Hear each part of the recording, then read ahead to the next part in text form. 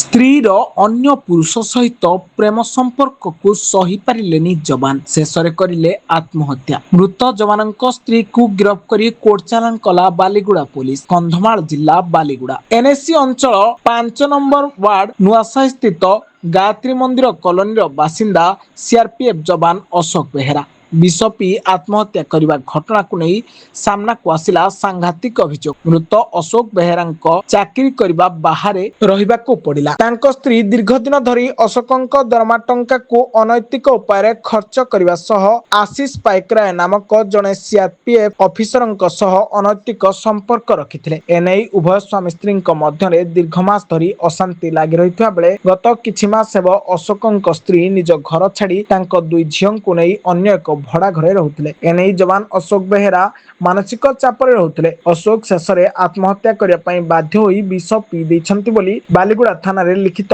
ଅଭିଯୋଗ କରିଥିଲେ ଅଶୋକଙ୍କ ମା। ଅଭିଯୋଗକୁ ଭିତ୍ତି କରି ବାଲିଗୁଡା ପୋଲିସ ଗତକାଲି ଅଶୋକଙ୍କ ସ୍ତ୍ରୀକୁ ଗିରଫ କରି କୋର୍ଟ ଚାଲାଣ କରାଯାଇଥିବା ପୋଲିସ ପକ୍ଷରୁ ସୂଚନା ମିଳିଛି। ସେପଟେ ଘଟଣାକୁ ଗୁରୁତ୍ୱର ସହ ନେଇ ଅଧିକ ତଦନ୍ତ ଜାରି ରଖିଛି ବାଲିଗୁଡା ଥାନା ପୋଲିସ। କନ୍ଧମାଳ ଜିଲ୍ଲାରୁ ରାଜୀବ କୁମାର ଦିଗାଲଙ୍କ ରିପୋର୍ଟ, ବ୍ଲାକେଟ୍ ନ୍ୟୁଜ ଓଡ଼ିଆ।